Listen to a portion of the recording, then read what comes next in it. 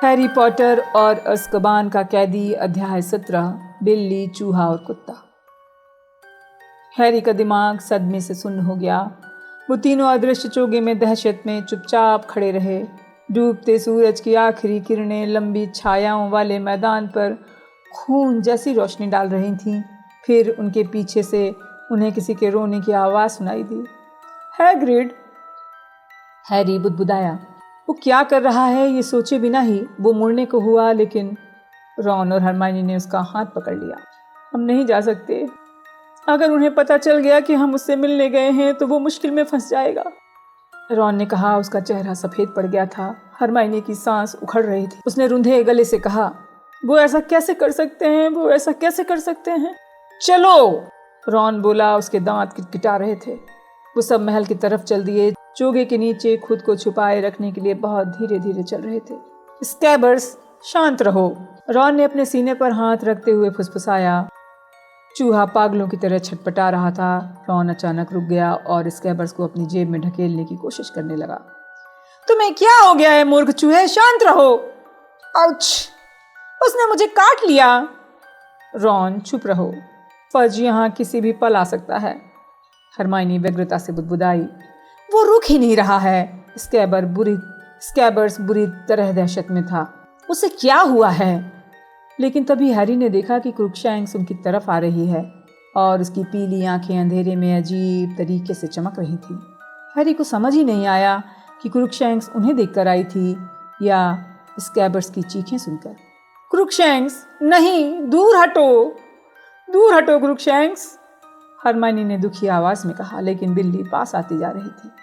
बहुत देर हो गई थी। चूहा रॉन की उंगलियों के बीच से फिसलकर जमीन पर गिरा और भागने लगा। क्रूकशैंक्स उसके पीछे थी। इससे पहले कि हैरी या हरमाइनी रॉन को रोक पाते, वो अदृश्य चोगे से बाहर निकला, अंधेरे में गुम हो गया। रॉन! हरमाइनी दुखी स्वर में बोली। उसने और हैरी ने एक दूसरे की तरफ देखा। वो भी भागने लगे। चोगे के नीचे तेज भागना असंभव था। उन्होंने चोगे को उतार कर फेंक दिया। जब वो रॉन के पीछे भागे तो चोगा उनके पीछे किसी बैनर की तरह लहराता हुआ गिर गया। आगे की तरफ से उन्हें रॉन के भागते हुए कदमों की आवाज़ सुनाई दे रही थी और क्रूकशैंक्स पर चिल्लाने की आवाज़ भी। एक जोरदार धप की आवाज़ आई। पकड़ लिया! दूर हटो गंदी बिल्ली! हैरी और हरमाइनी रॉन पर गिरते गिरते बचे। वो उसके ठीक सामने आकर रुके। वो ज़मीन पर बैठा था, लेकिन स्कैबर्स उसकी जेब में पहुंच चुका था। उसने हिलते हुए उभार को अपने दोनों हाथों से कसकर पकड़ रखा था। रॉन, चोगे के नीचे हो जाते हैं, चलो, हरमाइनी ने हाँफते हुए कहा। डंबलडोर, मंत्री जी किसी भी पल आ सकते हैं, लेकिन इससे पहले कि वो चोगा ओढ़ पाएं, अपनी सांस को सही कर पाएं, उन्हें दैत्याकार पंजों की आवाज़ सुनाई दी। अंधेरे में कोई चीज़ उछलती हुई उनकी तरफ आ रही थी। पीली आंखों वाला एक बड़ा काला कुत्ता। हैरी ने अपनी छड़ी की तरफ हाथ बढ़ाया, लेकिन बहुत देर हो चुकी थी। कुत्ते ने लंबी छलांग लगाई। उसके अगले पंजे हैरी के सीने पर पड़े। वो पीछे की तरफ गिर गया।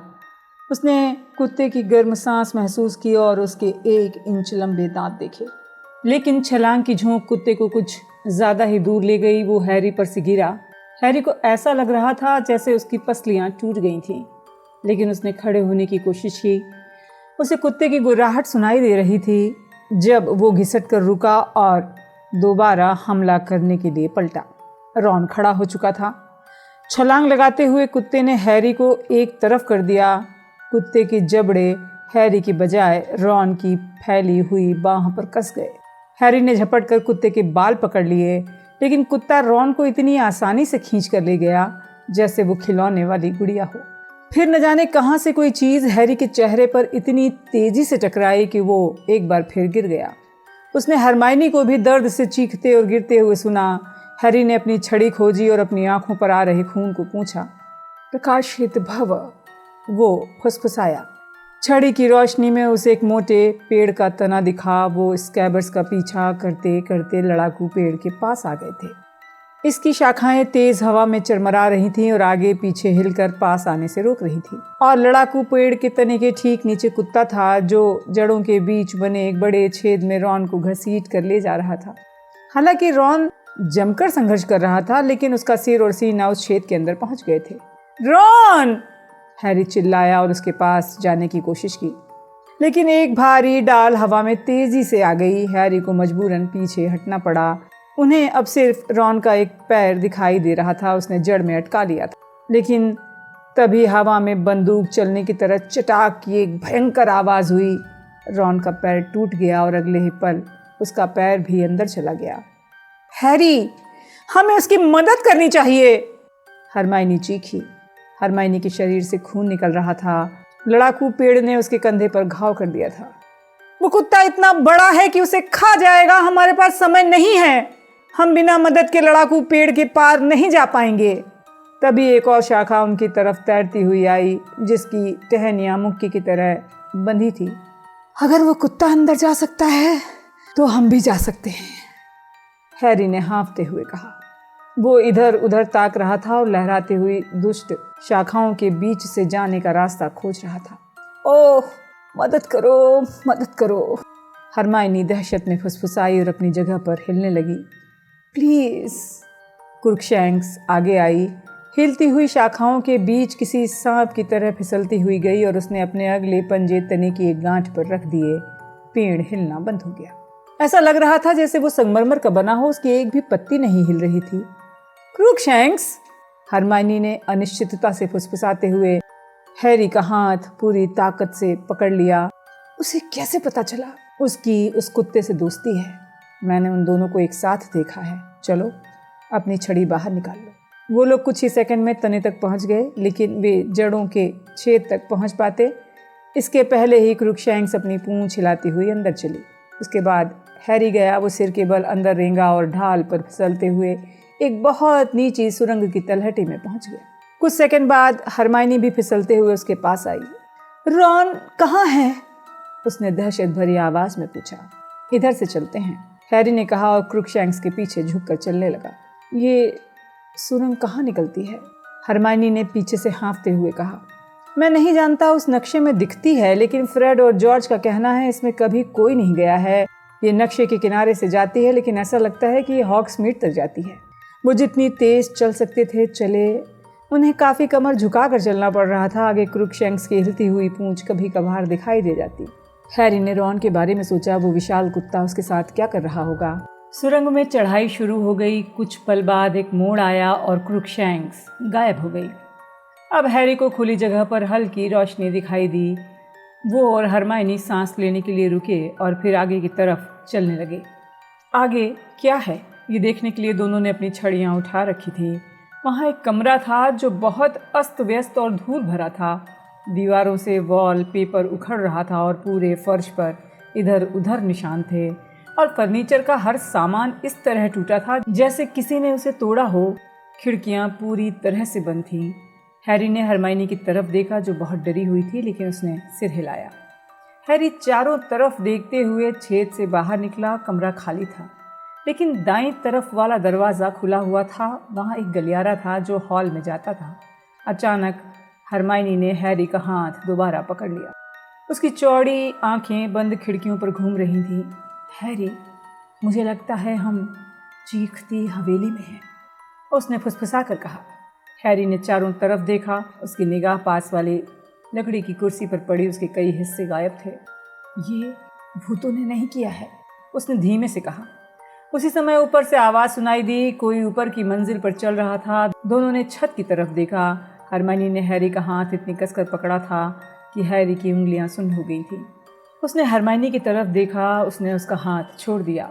वो धीमे धीमे रेंगते हुए हॉल में गए और पुरानी टूटी फूटी सीढ़ियों पर चढ़ने लगे। फर्श को छोड़कर हर चीज़ पर धूल की एक मोटी परत जमा थी। फर्श पर एक चौड़ा और चमकता निशान था, जैसे किसी को खींचकर ऊपर ले जाया गया हो। वो अंधेरे में ऊपर पहुंच गए। प्रकाशहीन भव, वो एक साथ बोले। उनकी छड़ियों के सिरे पर जलती रोशनी गायब हो गई। सिर्फ एक दरवाज़ा खुला था। जब वे उसकी तरफ रेंगते हुए गए तो उन्हें उसके पीछे की आवाज़ें सुनाई दी, एक हल्की कराह और बिल्ली की म्याऊं। अपने सामने छड़ी को कसकर पकड़कर हैरी ने लात मारकर दरवाज़ा खोल दिया। धूल भरे पर्दों वाले एक शानदार पलंग पर क्रुकशैंक्स लेटी हुई थी और उन्हें देखकर गुर्रा रही थी। उसके पास फर्श पर रॉन था। रॉन ने अपना पैर पकड़ रखा था जो एक अजीब कोण में लटका हुआ था। हैरी और हरमाइनी भागकर उसके पास गए। रॉन, तुम ठीक तो हो? वो कुत्ता कहाँ है? वो कुत्ता नहीं है हैरी, ये एक जाल है। क्या? वही वही वो कुत्ता, इच्छाधारी नरपशु है, रॉन ने कराहते हुए कहा। रॉन हैरी की कंधों के पार घूर रहा था। हैरी पलटा तो छाया में खड़े आदमी ने झटके से दरवाजा बंद कर दिया। उसके गंदे लटदार बाल उसकी कोहनियों तक झूल रहे थे। वो किसी मुर्दे की तरह दिख रहा था। उसकी पतली चमड़ी उसके चेहरे की हड्डियों के इतने पास थी कि उसका सिर किसी खोपड़ी की तरह दिख रहा था। वो सीरियस ब्लैक था, निरस्त्र भाव। वो चिल्लाया और रॉन की छड़ी उसने उनकी तरफ कर दी। हैरी और हरमाइनी की छड़ियां उनके हाथ से छूटकर हवा में उड़ने लगी। ब्लैक ने पकड़ लिया। उसकी आंखें हैरी पर थीं। मैंने सोचा कि तुम अपने दोस्त की मदद के लिए ज़रूर आओगे। उसकी आवाज़ सुनकर ऐसा लग रहा था जैसे उसने काफ़ी लंबे समय से इसका इस्तेमाल न किया हो। तुम्हारे पिता ने मेरे लिए यही किया होता। तुमने बहादुरों की तरह किसी टीचर की मदद नहीं मांगी। मैं एहसानमंद हूँ। इससे सब कुछ आसान हो जाएगा। अपने पिता के बारे में ब्लैक का ताना हैरी के कानों से उतरकर दिल में पहुँच गया। हैरी के दिल में नफरत का लावा उबलने लगा। उसके अंदर का सारा डर गायब हो गया। जिंदगी में पहली बार वो अपनी छड़ी चाहता था, खुद को बचाने के लिए नहीं बल्कि हमला करने के लिए, मारने के लिए। रॉन ने ब्लैक से कहा, अगर तुम हैरी को मारना चाहते हो तो उससे पहले तुम्हें हमें मारना होगा।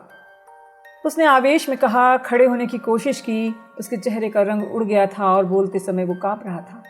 ब्लैक की आंखों में अजीब सा भाव आ गया। लेट जाओ, तुम्हारे पैर में दर्द बढ़ जाएगा। उसने रॉन से धीमे से कहा, तुम्हें हम तीनों को मारना पड़ेगा। तुमने सुना? तुम्हें हम तीनों को मारना पड़ेगा, रॉन ने कहा, हालांकि वो खड़े होने के लिए हैरी का सहारा ले रहा था। आज रात सिर्फ एक हत्या होगी, ब्लैक ने कहा। उसकी मुस्कुराहट चौड़ी हो गई। ऐसा क्यों? पिछली बार तो तुमने इस बात की जरा परवाह नहीं की थी, है ना? पेटिग्रू को मारने के लिए इतने सारे मगलों की हत्या करने में तुम जरा नहीं हिचके। अब क्या हुआ? अस्कबान ने दिमाग घुमा दिया है, हैरी ने थूक उड़ाते हुए कहा। हैरी चुप रहो, हरमाइनी बोली। उसने मेरे मम्मी डैडी को मार डाला था। जोरदार झटका देकर वो हरमाइनी और रॉन की पकड़ से छूटा और आगे छलांग लगा दी। वो जादू के बारे में भूल गया। वो भूल गया था कि वो दुबला, छोटा और 13 साल का लड़का है, जबकि ब्लैक एक लंबा, पूर्ण वयस्क जादूगर। हैरी बस इतना जानता था कि वो ब्लैक को अपनी पूरी ताकत से बुरी तरह से चोट पहुंचाना चाहता था। उसे इस बात की परवाह नहीं थी कि बदले में उसे कितनी चोट पहुंचेगी। शायद ब्लैक को भी उम्मीद नहीं थी।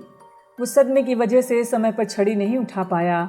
हैरी ने एक हाथ से ब्लैक की पतली कलाई कसकर पकड़ ली, छड़ियों से दूर कर दिया। हैरी का दूसरा हाथ मुक्का बनकर ब्लैक के सिर पर पड़ा। दोनों गुत्थम गुत्था होकर पीछे की तरफ गिरकर दीवार से टकरा गए। हरमाइनी चीख रही थी, रॉन चिल्ला रहा था। ब्लैक के हाथ की छड़ियों से चिंगारियां निकल रही थी। हैरी को महसूस हुआ उसकी हथेली में भिचा दुबला हाथ पागलों की तरह छूटने की कोशिश कर रहा है, लेकिन उसने हाथ नहीं छोड़ा। लेकिन ब्लैक के खाली हाथ को हैरी का गला मिल गया। नहीं, मैंने बहुत समय तक इंतजार किया है, वो फुसफुसाया। उंगलियां कस गई। हैरी का गला रुंध गया और उसका चश्मा एक तरफ हो गया। तभी उसे हवा में हरमाइनी का पैर दिखाई दिया। एक दर्द भरी कराह के साथ ब्लैक ने हैरी को छोड़ दिया। रॉन ब्लैक के छड़ी वाले हाथ पर कूद चुका था। तभी हैरी को छड़ियाँ ज़मीन पर गिरने की आवाज़ सुनाई दी। जब शरीरों के जमघट से वो बाहर निकला तो उसे अपनी छड़ी फर्श पर दिखाई दी। उसने उसकी तरफ छलांग लगाई, लेकिन क्रूकशैंक्स लड़ाई में कूद चुकी थी। उसने अपने दोनों पंजे हैरी के हाथ में गहराई तक धंसा दिए। हैरी ने उसे दूर फेंका, लेकिन क्रूकशैंक्स हैरी की छड़ी की तरफ लपक रही थी। नहीं, ऐसा मत करना, हैरी गरजा। उसने क्रूकशैंक्स को लात जमाने की कोशिश की, लेकिन बिल्ली उछलकर एक तरफ हो गई। हैरी ने अपनी छड़ी उठाई और घूमा। रास्ते से हट जाओ, उसने चिल्लाकर रॉन और हरमाइनी से कहा। उसे दोहराने की जरूरत नहीं पड़ी। ब्लैक दीवार के नीचे पसरा हुआ था। उसका दुबला पतला सीना बहुत तेजी से ऊपर नीचे हो रहा था। ब्लैक ने फुसफुसाकर कहा, मुझे मारना चाहते हो हैरी? हैरी उसके ठीक पास आकर रुका, उसकी छड़ी अभी ब्लैक के सीने की तरफ। तुमने मेरे माता पिता को मार डाला, हैरी ने कहा। उसकी आवाज़ कांप रही थी, लेकिन उसका छड़ी वाला हाथ स्थिर था। मैं इस बात से इनकार नहीं करता हूँ, लेकिन तुम पूरी बात तो सुन लो। पूरी बात? तुमने वोल्डेमॉर्ट के हाथ उन्हें बेच दिया, बस मुझे इतना ही जानने की ज़रूरत है। तुम्हें मेरी बात सुननी चाहिए। अगर तुम ऐसा नहीं करोगे तो बहुत पछताओगे। तुम समझ नहीं रहे हो। तुम जितना सोचते हो मैं उससे ज़्यादा समझता हूँ। तुमने कभी मेरी माँ की आवाज़ नहीं सुनी है ना? मेरी माँ जब मुझे वोल्डेमॉर्ट से बचाने की कोशिश कर रही थी, और ये सब तुम्हारे कारण हुआ था। ये सब तुम्हारे कारण हुआ था। इससे पहले कि कोई कुछ कह पाता, कोई चीज़ हैरी के पास से गुजरी। क्रूकशैंक्स उछलकर ब्लैक के सीने पर बैठ गई। ब्लैक ने पलकें झपकाकर बिल्ली को देखा। क्रूकशैंक्स को अपने से दूर ढकेलने की कोशिश की। हट जाओ! लेकिन क्रूकशैंक्स ने अपने पंजे ब्लैक के दुशाले में धंसा दिए, हिली तक नहीं। उसने अपना बदसूरत चपटा चेहरा हैरी की तरफ मोड़ लिया और अपनी बड़ी पीली आंखों से घूरने लगी। हरमाइनी सुबक रही थी। हैरी और ब्लैक ने क्रूकशैंक्स को देखा। क्या फ़र्क पड़ता है कि यदि उसे बिल्ली को भी मारना पड़े? वो ब्लैक से मिली हुई थी। अगर वो ब्लैक को बचाने के लिए मरने को तैयार थी तो हैरी को फ़र्क नहीं पड़ता था।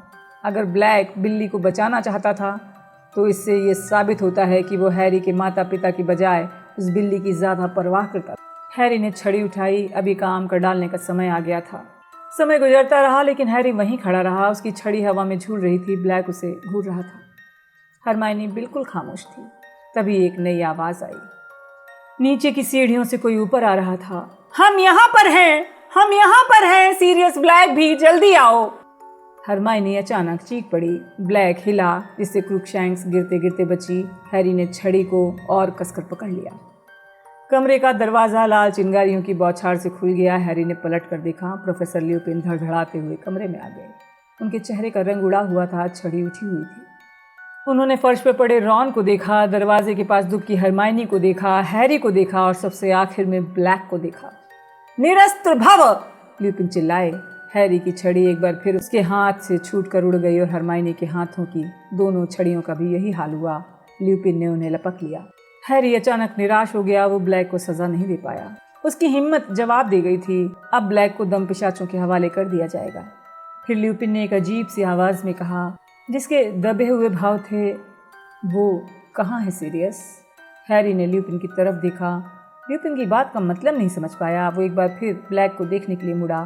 ब्लैक का चेहरा भावहीन था। फिर उसने बहुत धीमे से अपना हाथ उठाकर रॉन की तरफ इशारा किया। आश्चर्यचकित हैरी ने रॉन को देखा जो भौंचक्का था। लेकिन तब तो ल्यूपिन ब्लैक को इतनी गौर से देख रहे थे जैसे उसके मन की बातें पढ़ने की कोशिश कर रहे हैं। वो पहले क्यों सामने नहीं आया? जब तक कि ल्यूपिन की आंखें अचानक चौड़ी हो गईं। वो ब्लैक के आगे कोई चीज़ देख रहे हों जिसे कोई और नहीं देख सकता था।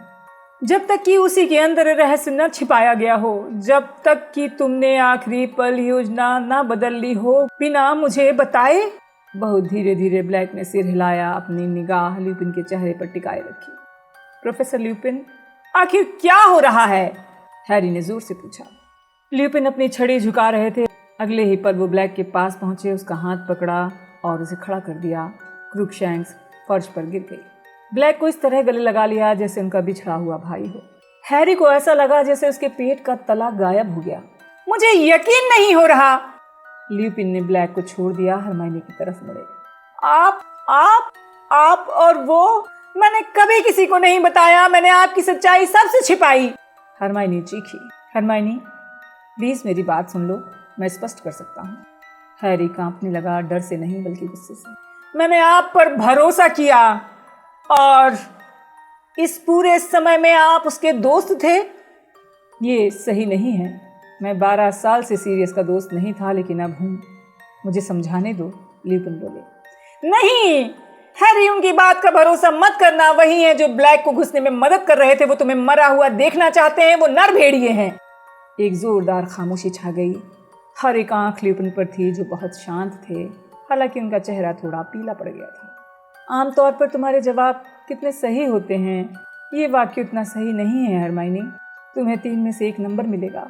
मैंने महल में घुसने में सीरियस की मदद नहीं की। मैं निश्चित रूप से हैरी को मरा हुआ नहीं देखना चाहता। हाँ, इस बात से इनकार नहीं करूंगा कि नरभेड़िया। रॉन ने खड़े होने की साहसिक कोशिश की। वो गिर पड़ा। ल्यूपिन उसकी तरफ चिंता से बढ़े, लेकिन रॉन चिल्लाकर बोला, नरभेड़िए, मुझसे दूर रहो। ल्यूपिन रुक गए। हरमाइनी की तरफ मुड़े और बोले, तुम कब से जानती हो? बहुत समय से, जब से मैंने प्रोफेसर स्नेप का निबंध लिखा था। उन्हें खुशी हुई होगी। उन्होंने वो निबंध इसी आशा से दिया था कि शायद कोई मेरे लक्षणों का मतलब समझ ले। क्या चंद्रमा का चार्ट देखकर तुम्हें समझ में आया कि मैं हमेशा पूर्णिमा के समय बीमार होता हूँ, या फिर तुमने ये देखा कि मेरे सामने आने पर बहरूप या चंद्रमा में बदल जाता है? दोनों, हरमाइनी धीरे से बोली। ल्यूपिन विवश हंसे। तुम अपनी उम्र की सबसे चतुर जादूगरनी हो हरमाइनी। ऐसा नहीं है। अगर मैं चतुर होती तो आपकी असलियत सबको बता देती। वो सब पहले से ही जानते हैं, कम से कम स्टाफ तो जानता है, ल्यूपिन ने जवाब दिया। डंबलडोर ने आपको नौकरी पर रखा है ये जानते हुए कि आप नरभेड़िए हैं? क्या वो पागल हो गए हैं? रॉन ने कहा। स्टाफ के कुछ लोग ऐसा ही सोचते हैं। डंबलडोर को कुछ टीचर्स को ये विश्वास दिलाने में बहुत मुश्किल हुई कि मुझ पर भरोसा किया जा सकता है। वो गलत थे, आप पूरे समय उसकी मदद कर रहे थे, हैरी चीखा। उसने ब्लैक की तरफ इशारा किया। मैं सीरियस की मदद नहीं कर रहा हूँ। अगर मौका दोगे तो मैं स्पष्ट कर सकता हूँ। उन्होंने हैरी, रॉन और हरमाइनी की छड़ियों को अलग अलग किया और मालिकों की तरफ उछाल दिया। हैरी हैरान हो गया। लो, ल्यूपिन अपनी छड़ी बेल्ट में रखते हुए बोले, तुम लोग के पास छड़ियाँ हैं, मेरे पास नहीं हैं। मेरी बात सुनोगे?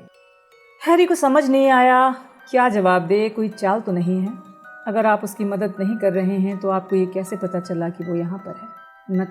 नक्शा हैरी, नक्शा। मैं अपने ऑफिस में उसे गौर से देख रहा था। आप जानते हैं उसे कैसे देखा जाता है? जाहिर है मैं जानता हूँ, क्योंकि मैंने अपने दोस्तों के साथ मिलकर इसे बनाया था। मैं हूँ मूनी। मेरे मित्र मुझे स्कूल में इसी नाम से पुकारते थे। आपने नक्शा बनाया था? महत्वपूर्ण बात यह है कि आज शाम से ही मैं इसे गौर से देख रहा था, क्योंकि मुझे लग रहा था कि तुम, रॉन और हरमाइनी चोरी से महल के बाहर जाओगे। मैं जानता था गरुण अश्व के मरने के पहले तुम हैग्रिड से मिलना चाहोगे, और मैं सही था, है ना? वो टहलने लगे और उनकी नज़र की तरफ देखने लगे। जब भी वो चलते समय पैर उठाते तो थोड़ी धूल उड़ती नजर आती। शायद तुमने अपने पिता का चोगा पहन रखा था हैरी। आप उस चोगे के बारे में कैसे जानते हैं? मैंने जेम्स को उसके नीचे बहुत बार गायब होते देखा है। मुद्दे की बात यह है कि भले ही तुमने अदृश्य चोगा पहना हो, नक्शे में तुम दिख जाते हो। मैंने देखा तुम मैदान को पार करते हुए हैग्रिड की झोपड़ी में पहुंचे। 20 मिनट बाद तुम हैग्रिड के यहाँ से निकलकर महल की तरफ आए, लेकिन लौटते समय तुम्हारे साथ कोई और भी था। क्या? हमारे साथ कोई नहीं था? हैरी चीखते हुए बोला। मुझे अपनी आंखों पर भरोसा नहीं हुआ। मुझे लगा नक्शा गलत जानकारी दे रहा है। वो तुम्हारे साथ कैसे हो सकता था? कोई भी नहीं था, हमारे साथ कोई नहीं था, हैरी बोला। तभी मुझे एक और बिंदु दिखा जो तेजी से तुम्हारी तरफ आ रहा था। उस बिंदु पर सीरियस ब्लैक का लेबल लगा। मैंने उसे तुमसे टकराते देखा। फिर मैंने देखा वो तुम में से 2 लोगों को लड़ाकू पेड़ के अंदर खींच कर ले गया। हम में से एक को, रॉन ने गुस्से में कहा। नहीं रॉन, तुम में से 2 को। उन्होंने चलना बंद कर दिया। उनकी नजर रॉन पर टिक गई। क्या मैं तुम्हारे चूहे को देख सकता हूँ? स्कैबर्स का इससे क्या लेना देना है? सब कुछ। क्या मैं देख सकता हूँ? ल्यूपिन ने कहा। रॉन ने झिझकते हुए अपने दुशाले में हाथ डाला। स्कैबर्स बाहर निकला, बुरी तरह छटपटा रहा था, बचकर निकल न जाए, इसलिए रॉन ने उसकी पूंछ पकड़ ली। क्रूकशैंक्स ब्लैक की गोद में खड़ी होकर फुफकारने लगी। ल्यूपिन रॉन के करीब आ गए। स्कैबर्स को गौर से देखते समय अपनी सांस रोक ली। क्या? सीरियस ब्लैक बोला, वो चूहा नहीं है। तुम्हारा क्या मतलब है? वो चूहा ही है। नहीं, वो चूहा नहीं है, वो एक जादूगर है। वो एक इच्छाधारी नर पशु है और उसका नाम है पीटर पेटिग्रू, ब्लैक बोला।